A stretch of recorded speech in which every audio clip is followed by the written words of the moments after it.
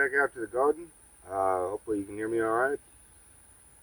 Today I'm going to be doing pruning of my tomato plants. I'm going to show you how to do that. It's going to be a nice, quick, little easy video.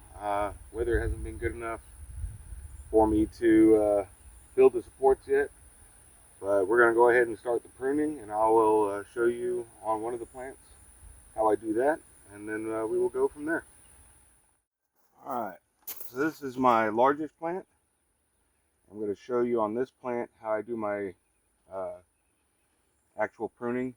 So hopefully you can see pretty well, but you'll see that this has come up from the main stem between a fruiting branch and the main branch. And these are called suckers. This is how it would grow in the wild. These would just get so big, fall over, and then reroot. But I'm going to actually take these off with a pair of straight shears, nothing fancy, just like that. Don't be afraid, as long as you're not hurting that main vine, which is this center vine here, which I do need to get support for before it gets too gnarly for me to do anything with. And I'm going to cut everything, including the fruiting branches, from the base. As you can see, when they're close to the ground, they get water splashed up from the dirt, which has fungus and stuff in it and causes blight. So our end goal is to have about 8 to 12 inches from the ground once the plant's big enough where there's nothing but stem. That way it has a better chance of not getting blight. Also, do not mix your clippings back into the dirt, because if it does have that little bit of blight or disease, it'll just add it to the dirt and make things worse. So all you're going to do, you're going to trim off all these lower branches.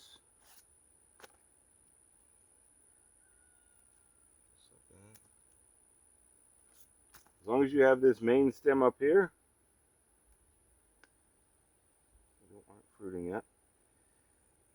And these fruiting branches that you see have these little blooms, we're not ready for that yet. The plant's not big enough. We're going to go ahead and take that too. Anything growing out of one of these little elbows, you need to go ahead and take that off as well. Just like that.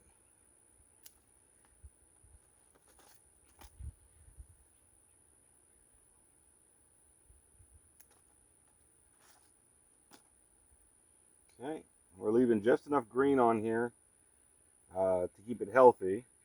We don't want to kill the plant. You just want to make sure that everything that it is attempting to do at this point goes into the plant getting bigger. That's what we want right now, is we want it to get established. And then as soon as I get my supports in, of course, it'll sit up just like this. And all I'm going to do is continue that, keeping this main vine, which is this one right here, growing, and taking off any fruiting branches or anything below 12 inches, and any of the suckers that come out from between the elbows, and take those out as well until it's getting about 4 feet high, and then I'm going to let fruiting branches come off once it's about 4 feet in total height,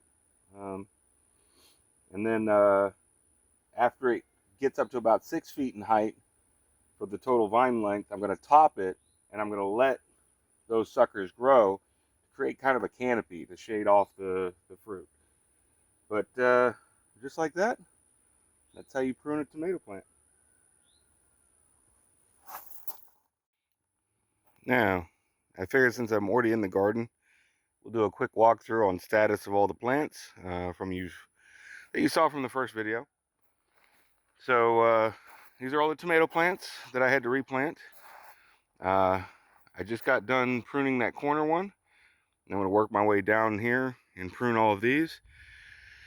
But because the clouds look to be rolling in, I've heard a couple of rumblings of thunder. Probably not going to try and video all the pruning, just because weather is what weather is. But it's all my tomato plants. Come over here to our peppers. You can see they're doing really well. You're getting nice and large. A couple of them are starting to get to the point where they'll start producing small peppers, not big stuff yet. And then we have our peas, which all but one of them are doing good. And I'll start putting the little trellises you see leaning over there up for them to climb on. They're getting to that point. So I'll put that trellising in.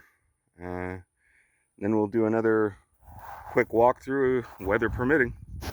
So see you in a little bit. We put our trellising in place for our peas. Keep everything, let it climb. You can let them run on the ground if you have enough space, but I found that bugs and stuff really like peas if you just let them lay. So I built these little trellises for them to climb. So hopefully they'll do well this year. And of course, I will keep everybody updated on how each crop is doing for the year. You can see our new nicely pruned tomato plants. All right.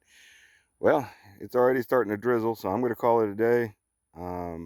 This will be a nice short video, but hopefully everybody likes the progress. I guess I could show you the cantaloupe before I call it a day.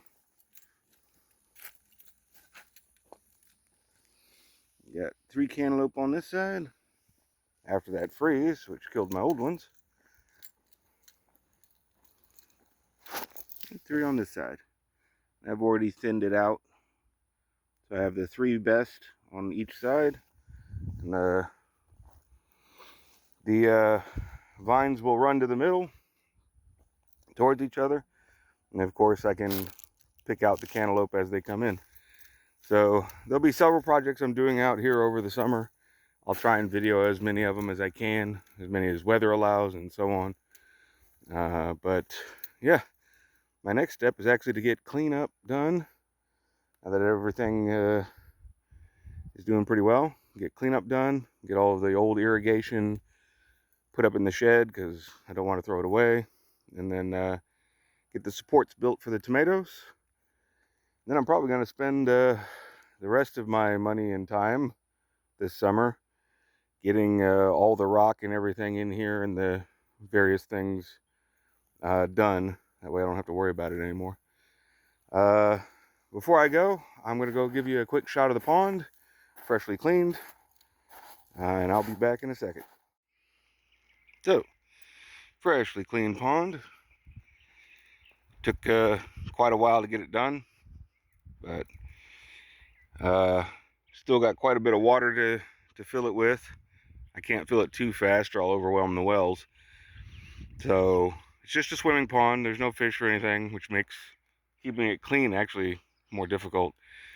I am chlorine shocking it after this cleaning just to kill off the algae and stuff that's still in there. But when it comes time to put enzyme and stuff in it, more of a natural solution, I will do that. And I'll probably do a video on pond care and maintenance, just in case anybody's interested. So I will close this video out, and I will see everybody in the next one.